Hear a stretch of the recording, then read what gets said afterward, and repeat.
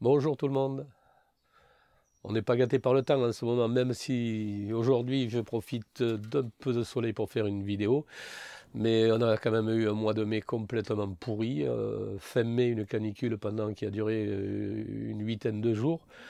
Et depuis début juin, eh bien, il fait que pleuvoir, avec des températures quand même assez clémentes. Donc tous ces phénomènes conjugués, mais on risque d'avoir l'arrivée du mildiou. Donc le mildiou, qu'est-ce que c'est? Le mildiou, c'est une maladie cryptogamique. En gros, c'est des champignons. Et ces champignons, ils sont dans le sol. Et ces spores, lors de fortes pluies, remontent, enfin, lorsqu'il y a de fortes pluies, les spores arrivent à remonter et à toucher des feuilles de tomates, s'y accrochent dessus, et donc pourrissent, commencent à faire pourrir les feuilles de tomates, et puis de feuille en feuille, puis le plant, puis tous les plants, puis toute la récolte. Donc moi je vais essayer aujourd'hui de vous expliquer comment j'essaie de lutter avec mes propres moyens contre cette maladie-là. J'essaye à utiliser quelques remèdes relativement simples et je vais vous les montrer de ce pas.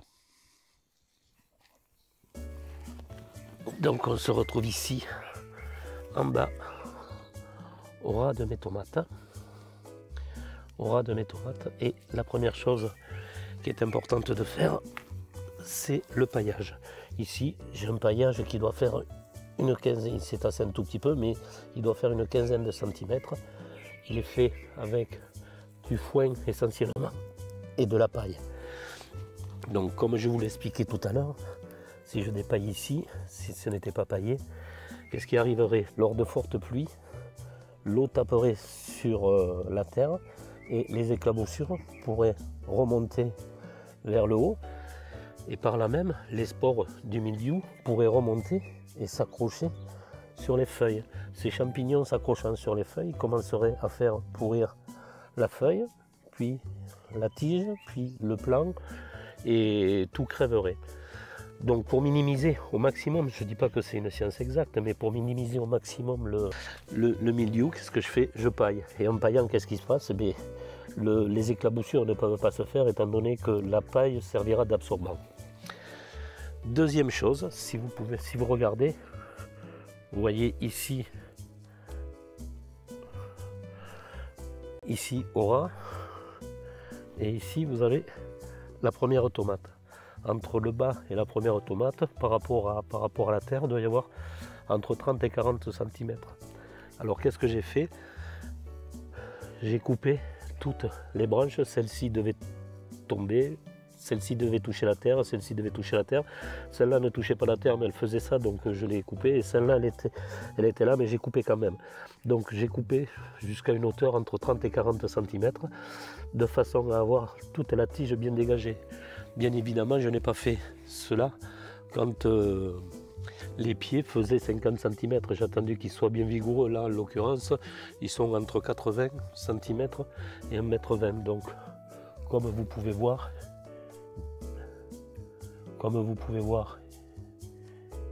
ici,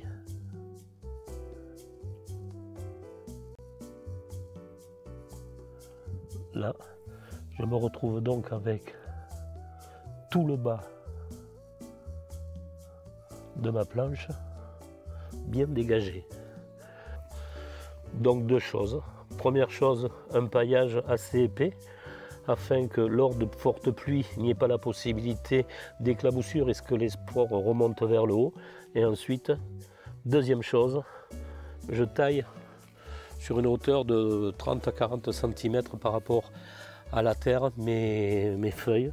J'ai même taillé certaines feuilles qui étaient ici, je ne sais pas si on le voit ici, ouais, ici, qui ont été, vous voyez, celle-ci, elle partait vraiment vers le bas ici, j'ai préféré la couper là. C'est-à-dire pour avoir quelque chose quand même de super aéré en bas. Enfin,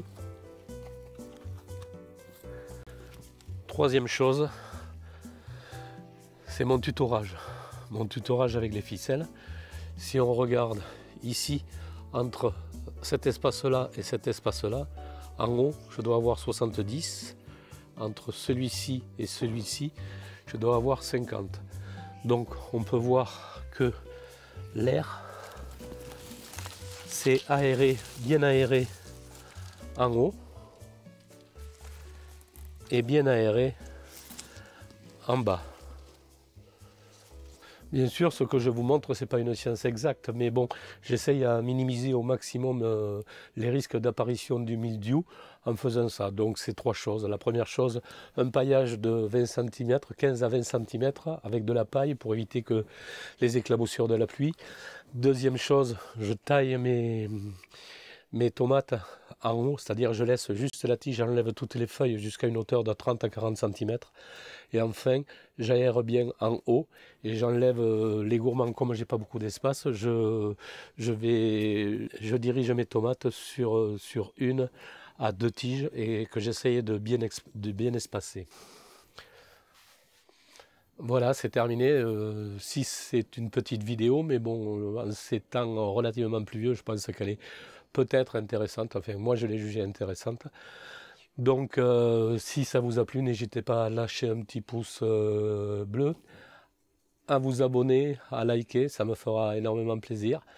Et sur ce, portez-vous bien et bye bye les gens.